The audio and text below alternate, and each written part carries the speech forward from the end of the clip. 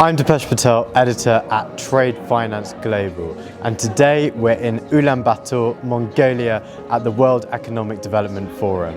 Right now, Rabab Fatima, the Under-Secretary General and High Representative for Least Developed Countries, Landlocked Developing Countries and Small Island Developing States at the United Nations, is speaking.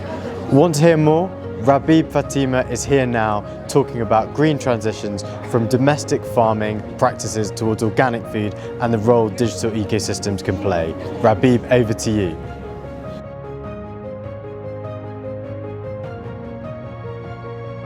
Excellencies, organic food has gained increased importance in international trade. This is nearly a $500 billion market now.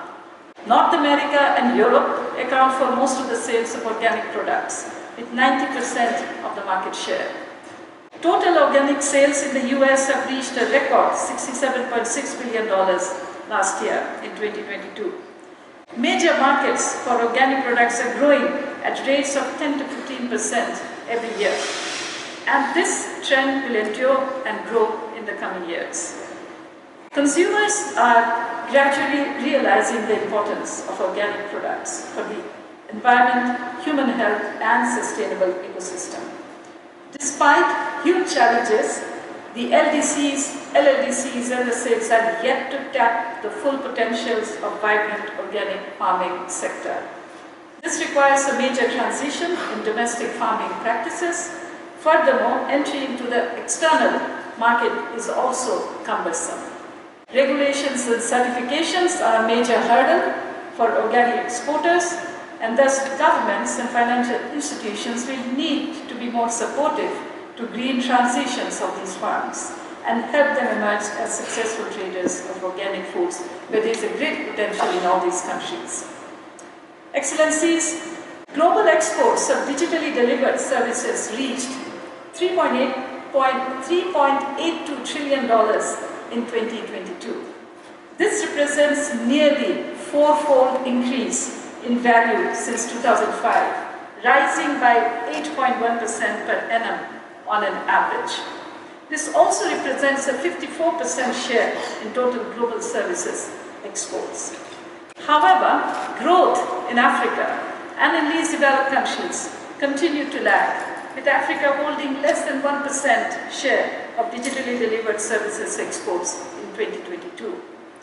Digitalization reduces many of the entry barriers to international trade facing MSMEs and startups in the LDCs, LLDCs, and the LDCs. It significantly reduces the transport costs that serve as a major hurdle for LLDCs. During the pandemic, this sector has seen a major boom. However, growth was uneven. While developed countries could turn to digital platforms to continue business during the lockdowns, this was not an option for most businesses in the LDCs, LLDCs, and the LDCs. Development partners need to provide additional and substantial support to promote digital trade and e-commerce of these countries. Excellencies, the LDCs, LLDCs, and the LDCs, comprising 92 of the most vulnerable countries, are truly marginalized in the global trading system. The share of exports of each of these groups is below 1% of the total global trade.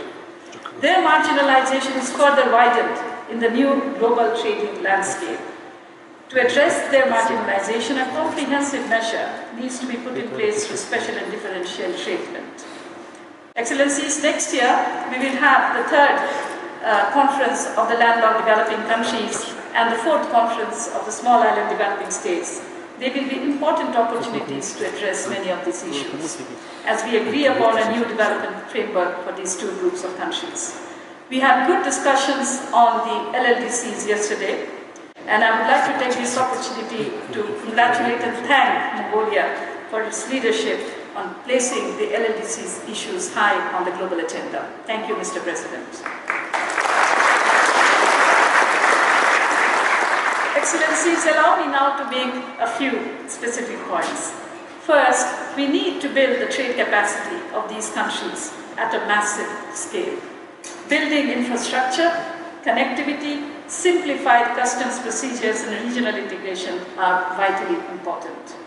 Promoting investment in productive sectors, improved value addition and diversification into higher value-added products and exports of services presents an important avenue for them to build resilience to external shocks, including commodity price fluctuations. Equally important is to support women-led businesses to create an inclusive business environment for all and unleash the transformative power of women.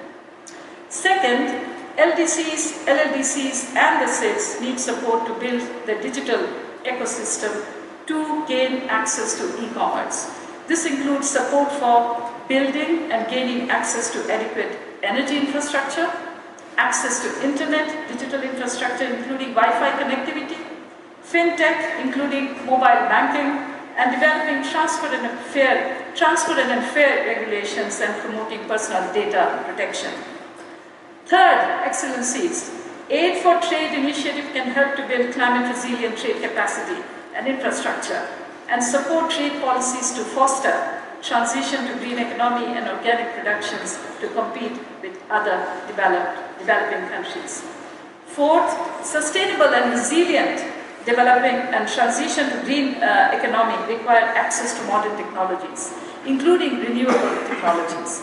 Therefore, developed countries need to facilitate technology transfer at affordable cost to these countries at concessional and affordable terms. Implementation of TRIPS Article 66.2 is critically important in this regard. Fifth, LDCs, LLDCs and SIDS need technical assistance, including under the technical barriers to trade and sanitary and phytosanitary agreements, TBT and SPS agreements, to help them meet organic standards in international markets, as well as to participate in international standard-setting bodies. Sixth, the critical role of the private sector in expanding trade is important. They are the producers, traders, and consumers of traded goods. It is important to put specific attention to enhancing their capacities, and I commend the work of the ITC in improving the productive capacities and competitiveness of the MSMEs. Finally, Excellencies, there is an urgent need to enhance financial and technical support to implement the Trade Facilitation Agreement of the WTO.